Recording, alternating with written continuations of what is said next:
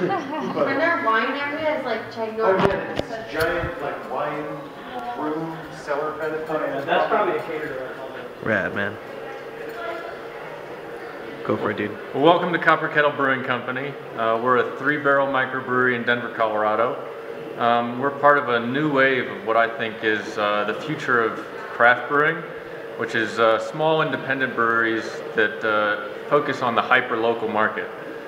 So we focus on the neighborhoods that are within a several-mile radius of the brewery, and we operate more as a bar that makes our own beer as opposed to a typical craft brewery which operates as a statewide or super regional brewery that makes lots of beer and distributes that beer over a large area. So we operate at a much smaller scale than breweries that opened 10 or 15 years ago. And that's allowed for a lot of growth in the industry because there's a lot more potential for breweries to open at our scale than there are for breweries that are significantly larger. So we have a tasting room that has 40 to 50 seats, and we sell 90 to 95% of our beer at our own bar. And we just sell a little bit of beer off premise just to market ourselves and get our name out there. So if you want to look around, the basic components of the brewery are the brew house. So these two components here, so the mash and the boil. So you take your barley, crush it, extract the sugars from the barley. You transfer that sugar over to the boil kettle. So you bring that liquid, that syrup, up to a boil. You extract flavors from hops and other spices. Once you have boiled it for about an hour, you cool it to room temperature and it goes into these tanks over here. So these are fermenters. So in these, at a controlled temperature, we ferment the beer. So typically 50 to 70 degrees Fahrenheit. You add yeast, and the yeast eat the sugar and make alcohol. So once you've got the liquid in these containers, it's then beer. So it's not just a sugar solution anymore. You've produced alcohol. You've made what people associate with beer, as opposed to just a sweet, sugary liquid. So if you want to come over here a little bit closer, you can see the signs of fermentation. You look in the bucket. So you see the bubbling. So that's the yeast eating the sugar, producing alcohol, producing CO2.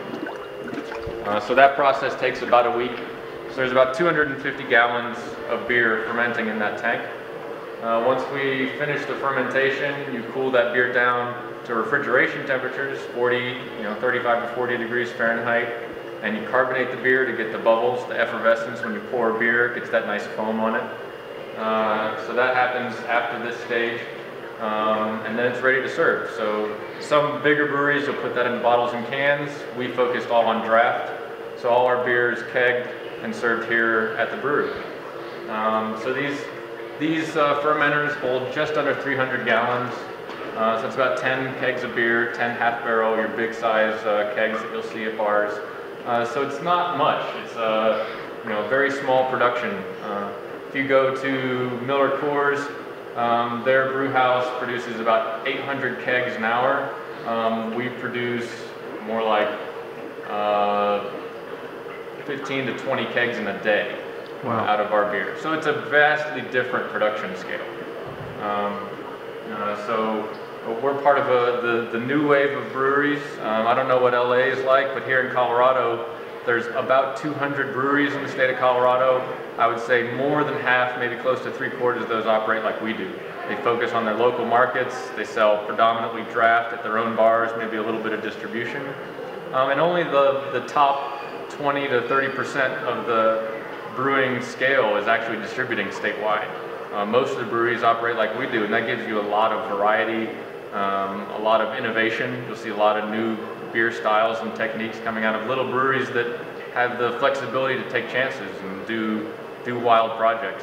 It's tough to make 10,000 gallons of a beer and take a lot of risks with it. You have to take a lot of time to perfect a recipe.